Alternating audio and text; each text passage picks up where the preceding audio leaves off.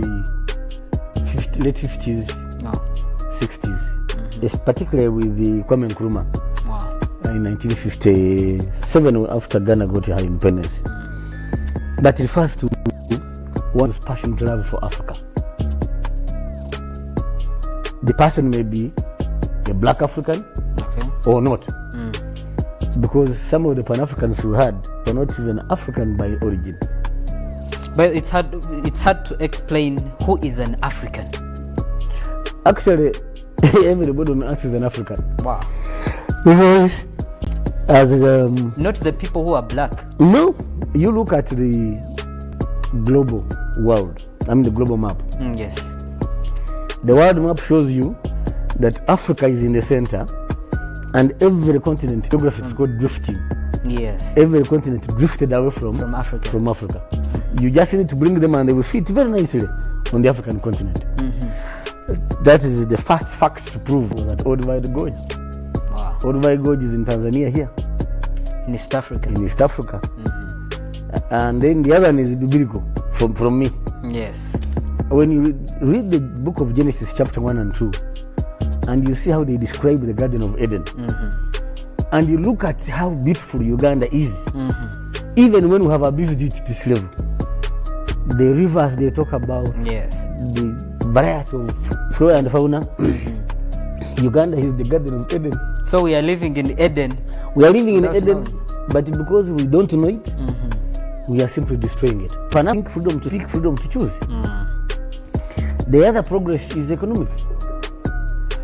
That an African, wherever he is, must be emancipated to live a better life. The fourth one is social. Ubuntu. That's why most of the African languages have Ubuntu, the humanity. Now, where man eats man, that's not Pan-Africanism. Wow. So why is it that us as Africans, we are not embracing the Africanism and taking pride in who we are as Africans? For starters, we are not patriots. You need to be a patriot. You need to be a patriot to appreciate Pan-Africanism. Wow. You need to love your country. You need to love your motherland. You know that you love Africa. Okay. We talk of Mother Africa. How would you belong to to Africa when you don't belong to Uganda? I did a survey impromptu in 6 universities: KIU, Makerere, UCU, Chambogo University. The other one was, I remember there were 6. And I would ask the people in the front, what are you? Kwani Butoyi is either Munyankole, Muchiga, Muganda, Rugwara, Anacholi, Analur, Musoga. Wow. So I asked, who is a Ugandan then? Now, I don't blame them. Yeah. Titi was brought together forcefully. Wow. Forcefully By the colonial. So they cannot appreciate the entity called Uganda. It is alien to them. And here we want to appreciate Africa and East Africa. Before we appreciate ourselves as Ugandans. Now, you cannot be telling me I'm a proud Munyankole, I'm a proud Muganda, and you expect me to believe you. Well, you say I'm a Pan-Africanist. Yes. Where is the role of Munyankoleism in this Pan-Africanism? Pan-Africanism, yes. All right? Yet Uganda as a country has a big role to play in building a better Africa. And it's already, by the way, it's already doing it. So, whatever the circumstances, it's a sacrifice we talk about. You must be able to sacrifice for your country. Now, here the notion of Mfunirawa, Ndiamuchi, Mfunamuchi is a total destruction of the spirit of patriotism, is a total destruction of Pan-Africanism. A selfish entity cannot claim to be an Africanist. Not at all. This, I call it the chicken theory. Everything belongs to me. You know, chicken is scratched towards themselves. Greed is a total nemesis of Pan-Africanism. So if you're a patriot, you must hate greed. You must hate corruption. you must hate the corrupt. Now, for me, I don't call them corrupt. I call them thieves. They are thieves. Because they are stealing public money, expropriating it for personal use. Yeah. Not even those who are stealing. Look at the current situation where people are hiking the price of Covidex. Even more. Exactly. So that we save more lives. Yes. For you are hiking from 5,000 to 100,000. That we can even see the fight. Now, I do not have for to go to ownership. Kony when fighting for the against the enemy of Uganda. You are the enemy number one. Yes. You who is killing Ugandans by hiking prices of COVID. You who is stealing money meant for drugs. You who is stealing drugs from hospitals. You are the enemy number one for this country. All right? Yes. You who is stealing money for acaricides for the agricultural sector. Yeah. You who is undermining the agricultural progress of our people. Selling fake vaccines. Selling fake Drugs. pesticides, fake acaricides, selling fake seeds. You are an enemy. Contaminating feeds for animals and poultry. You are an enemy. And by the way, you are an enemy to yourself. All that shows that the situation is so bad. What are we going to do to achieve this spirit of Pan-Africanism? Of course, the NRM government tried before with the Mchaka. It was an attempt to ingrain Pan-Africanism. I mean, patriotism and Pan-Africanism. And that's why the ideology I've been talking about as NRA, UPDF, and NRM as a revolutionary organization was the ideology is patriotism, Pan-Africanism, and social transformation. That an African who is poor is not somebody to be proud of. All right? Yes. We must hate poverty. Now, hating poverty is not about grabbing. No. It's working to improve the situation of the entire society. A Pan-Africanist must be mindful of the society, not only the one you live in, but even the one beyond. Yes. And that's why, as patriots, when Somalia needed help, we were the first to go in. And viewers may wish to know that the battle group that entered Somalia first in 2007 March landed amidst bullets, being hit by Al-Shabaab. 1, 2, that group are our heroes. Why? These are people who went in without the facilities enjoyed by other peacekeepers.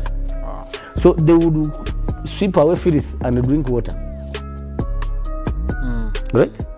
But you had Ugandans in their neckties in this blessed house. Oh yes. Condemning that. Uganda. Oh yeah. For taking its troops to Now for me, that means dancing on the oath. And we lost sons and daughters of this country. So when the question of South Sudan yes. in 2013, we made a record in 4 days we had deployed. We saved the genocide, we saved the people, we saved that country. But we had educated people sitting in the studios of TVs here. Someone should tell Uganda to get out of South Sudan. We were not an occupational force. We were not. That brings me to the question: is Uganda the angel that is going to save Pan-Africanism and bring Africa together? Don't you think we need to see more countries, more leaders coming up? For example, we've been hearing the president Museveni coming out so much to preach the spirit of Pan-Africanism. Can we see that with other presidents? So you started with the Kwame Nkrumah. Is he still alive? No, he's not. Aren't we talking about it, you and I? He was more considered an African than a Ghanaian. Exactly. Yeah. Mwalimu Nyerere believed in the transformation of every African. Is he still alive? No, he's not. The ideas you stand for will outlive you. The things you grab will destroy your name forever. Wow. Amazing. Outside there, we're discussing some landed gentry in this country called Buganda. Yeah. The man is no more, and the land he left is no more. The grabbers have taken it when the children are looking on. The lesson for me is for those who are grabbing, that whatever you're grabbing will go with you. Actually, there's a friend of mine who told me. All right? But today, Kwame Nkrumah's daughter is revered because of her father's contribution. Oh, yes. Martin Luther King is respected because of what he did. Malcolm X, these are some people who supported Pan-Africanism, by the way, but he's an American. That's why I told you Pan-Africanism is for everybody that believes in the African transformation. We celebrated the Africa Day on 25th of May. It wasn't so much hard. I don't even remember when Uganda was celebrating the Pan-Africanism Day. It remained now for a few individuals. What you do as a Pan-Africanist? Can we see a contribution, first of all, to humanity here in your country and to the Africans elsewhere? Last night I was watching a documentary on one of the gospel TVs where people in Burundi, people in Zambia are drinking that water that they share with cows. Then I said, they don't have to go to Zambia. It's happening in this very country. It's right here. Go to Karamoja and see it. 21st century, people are still drinking that water. It should be a shame to us. It is. And for me, we take full responsibility as the elite in this country for not contributing what we are supposed to contribute. I tried putting boreholes down at the school where I studied. Yes. They told me the water table is too low. So what's the solution? They have given up. Wow. And this is Ministry of Water. What do you want me to do? I have tried to help my... There is a question I want to ask you. We're having new young leaders blossoming day in, day out. Yeah. What kind of mentorship are you giving to these upcoming leaders to make sure that they carry on the mantle such that the forces against us will not take advantage of them? And they are very well aware of what's happening and they're against our unity as Africans. Yes. How are you mentoring the young leaders to make sure that they carry on the mantle and they are not taken advantage I of? regret to inform you we are not. That's very sad. We tried with the Mchaka, as I said earlier. The donors. Mchaka went. The biggest ideals for Pan-Africanism is to fight for self-sufficiency. Economic freedom. That if you are self-reliant, when they threaten you, say go to hell. But we must teach our people the history of their country, the history of this beautiful continent. Or at least you have the capacity to sit on the table now and today, negotiate. They are thriving in this ignorance because they are using us now against ourselves. Exactly, because that's why I asked this question. Yes. The upcoming leaders have not been helped. Worse still, the continent itself has not been of help to young people. Because previously, parents mentored their children. Socialization, that's what it's called. Oh, yes. The do's and the don'ts, the norms of society, the values to cherish. What am I talking about? What is it that you value as that you value so much? So much that anybody threatening it, you would go to work with him or her. Or if we are to say the interests of us as Ugandans. Yes. That you are ready to sacrifice, to surrender your life in defense of those values. Because I'm looking they at are the more instance, than what you have just mentioned. I'm looking at numbers. The instance of the first world countries having interests that they fight for over 50 years. Yes. That today they are planning for their interest in the next 40 years. 40 years to Yes. come. What are we doing as Africans? I have just told you what we tried failed. We circumvented around it. We introduced political education in schools. So are we going to give up? Wait a minute, I'm coming. And then when the president said courses that are not important should be scrapped, the first victim was political education. I said, wait a minute. Political education is very important because people must know what their country is, where it has come from, where it is going, and the role of each individual as a citizen. What we are discussing today, if it had been taught in school, people would be following what we are discussing now. So what are we doing? One, we have maintained the Chankwanzi, but for voluntary basis. Two, the security services are actually continuing to enlighten our servicemen and women on patriotism, Pan-Africanism, on ideological orientation. Okay? How I wish that our parliament could now put it into legislation. One, we must have a national service. We are the only country with, I think, DRC, they don't have a national service. The rest do. Two, we must teach our children from nursery to love their country. I remember people were arguing, how do you teach a child to love its mother? That can you teach patriotism? That can you teach patriotism? Yes, you should. The United States of America does it. From kindergarten to high school. You hold the national flag and they swear allegiance, the United States of America. And that's the reason I think that you can do anything and the Americans can, disagree on a number of things. But when it comes to the interests of their country. Period. That's why they respect their men and women in uniform. You surrender your rights. Because to make people understand the value of putting on a uniform. However, we are talking about introducing Mchaka in secondary schools. I heard a lady on TV, on radio. How can they militarize our children? I said, yeah, that ignorant fool. Militarizing our children. Every Article 17 of this country, of our constitution, requires each able-bodied Ugandan to be ready to defend your country. How can you be ready to defend when you don't have military skills? Not been trained. When you have not been trained. How can you even think of dying for your country when you don't love it? How will you love it when you don't appreciate its value to you? No wonder we saw bottles everywhere. The other day I was driving along Masaka Road and somebody tossed a bottle out of the window. Fortunately they stopped at a checkpoint. I stopped along, I said, please, I beg you, stop littering the plastic bottles. And I was in uniform. It hit them very hard. And I moved with dustbin in my car. I said, I have this. Yeah, it's very simple. Rubbish, I put there. When I get where there is a trash bin, I pour in.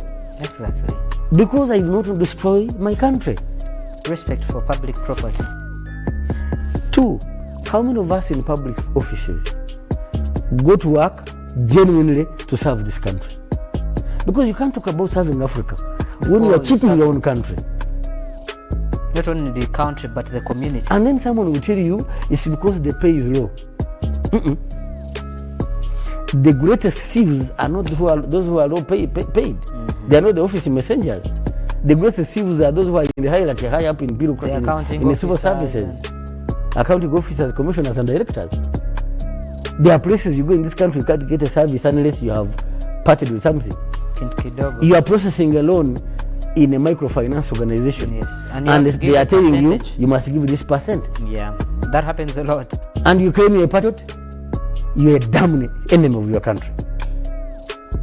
You are a minister, and you want a cut before you can approve a certain contract. You are an enemy of this country. But the good news is, the things you are grabbing will follow you in your grief. Great. Let's have opinions from different students who come from different universities, and they're going to be telling us their opinion about patriotism and Pan-Africanism. Who do they think is Pan-African, and what can they do as patriots to contribute to achieving Pan-Africanism? Let's have a look and we'll be right back. Oh. Hello. Hi. Hi. How are you? I'm okay. How are you? Kindly tell us your name and then what you think about Pan-Africanism and you think it's achievable.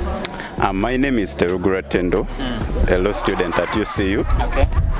Pan-Africanism is the love that I as an African have for the African continent, and to break it down, the love that I have for Uganda. And Pan-Africanism. So basically, the love for Africa starts with your love for Uganda. Yes, because I can't love a continent without loving a nation in that continent. Yes. So I have to first love my country, then the love that I have for my country, I'll spread it out to the continent. Perfect. What's your understanding of Pan-Africanism? Your name, your campus, where you're coming from, the course you're doing, and your thoughts. All right, thank you so much. My name is Nalwama Cynthia Teddy. I'm a student at Uganda Christian University, Kampala campus, and I'm pursuing a bachelor's of social work and social administration. My understanding of Pan-Africanism is the spirit one has for their own continent, like Africa generally, and like my colleague said, breaking it down to Uganda, the love we have for our country. What do we do? How we behave? The integrity we have? Are we loyal? Are we ready to achieve goals together with the government that we have set to see that our country moves forward? Why do you think Pan-Africanism is important? It is important because when we are united, we are able to move forward. We achieve a lot. If we have set goals, we are able to achieve them. So when we come able to even withstand the resistance that may come from outside. My name is Wycliffe Ojidoso. I am coming from Metropolitan International University, pursuing my bachelor's degree in arts with education. Why do you think the spirit of Pan-Africanism hasn't been embraced that much, and you don't feel so much African about yourself? According to what I see and what I experience, Pan-Africanism has not yet been embraced due to a number of various reasons. For example, you also find out that when the colonialists came, they ensured that they divide us. So you also find out that that alone impacted the spirit of divisionism amongst we the Africans, reaching to an extent that I would look at my colleague as being a different person, then I look at the other one as being a different person, then I look at as a different person. So that alone itself has led to the deterioration of Pan-Africanism. My name is Esther Naikesa, a student of Uganda Christian University, a social worker in the making. How many times? I think it is because we have not we have not appreciated the unique qualities that we have as Africa, as the African countries. That is as to why we are not yet there where we need to be. But I think if we could appreciate that uniqueness that we have in each one of us, I think we can get there. Hello. Yes, hello. Your name, the campus you're coming from? My name is Oyesije Ivan. I'm a second year student at Makerere University. Okay. Why do you think the spirit of Pan-Africanism hasn't been that embraced in Uganda? First of all, to put it in simple words, Pan-Africanism is the art of identifying with fellow Africans in our Africanity. So the main reason why Pan-Africanism hasn't been embraced, the strongest reason is neocolonialism, and this is being perpetrated by the education system that we have, which doesn't suit the prescripts of Africa as a continent, to put it specifically Uganda. So I see the biggest block in the way for Pan-Africanism as our education system. Once that is changed, then we can have a discussion on how to prepare it. I am Nabatanzi Fatuma. I'm a student at Makerere University, pursuing a bachelor's in medical radiography. Yes. Okay. What are your thoughts about Pan-Africanism and the obstacles that we are having as Africans to appreciate who we are, but again take control of our continent? To start with, I believe Pan-Africanism is the love you have for your continent, the pride you have as being an African. One of the challenges we are facing, and the reason has not yet been achieved in many of our countries and many of our people, is the mindset of Africans. And I believe the mindset of some of our African friends, our parents, our sisters out there is a mindset that looks at Africa as a less developed place, a backward place. And I believe these are mindsets that were set by the people that came here, the whites that came. They made us believe we are backward. They made us believe that what comes from the West or what comes from outside Africa is good, and what is in Africa is the bad. And so I believe one of the ways to develop Pan-Africanism in Uganda and in Africa is to set or to organize mindset, to organize events like this that are going to train people's mindsets, that are going to show you the greatness that is in Africa. Thank you so much, Fatuma. You've heard it for Fatuma. It's about the mindset of Africans getting to appreciate who they are and loving Africa. Patriots, I love Uganda. Uganda. I sacrifice for Uganda. I'm loyal to Uganda. I love myself. Okay, I think those are very great insights from students who are coming from different universities. They've been undergoing a training on patriotism, and you can see that really they have Africa at heart. We know there are people who don't want Africa to unite and as potential. Are we going to watch as we see the situation to worsen? What should be done? As a country, we have a duty. We must mentor the young people to lead. They say in Uganda, imitie mitoje jigumizo chibira. Not sije chibira. Because you young people have tended to think that you are the chibira now. No, you strengthen the forest. You are not the forest. So to imagine you will cut the big tree, the older trees, so that you, the younger ones, are the only forest, you will die. Two, the countries we admire were made what they are today by their citizens. We must make our country what we want it to be. That's what China did. Mao Zedong said we either survive here or die here. Today, it is threatening to become the first world, the richest country in the world. Why? Because they sacrificed for what they wanted. There is no gain without sacrifice. Yeah. You can't be victorious unless you have sweated, unless you have struggled. Lastly, it doesn't matter who you are. It doesn't matter whom you support. The common denominator is Mother Uganda, is Mother Africa. If we make Uganda a better place to live in, we shall have made Africa a better place to live in. Thank you so much, Afande. This show is proudly brought to you by the National Secretariat for Patriotism Call, Office of the President. Like he's put it clear that however much we might have things that do divide us, we have the differences, but the interests of Uganda come first. Make sure that you put Uganda first in all that you do. My name is Ivan.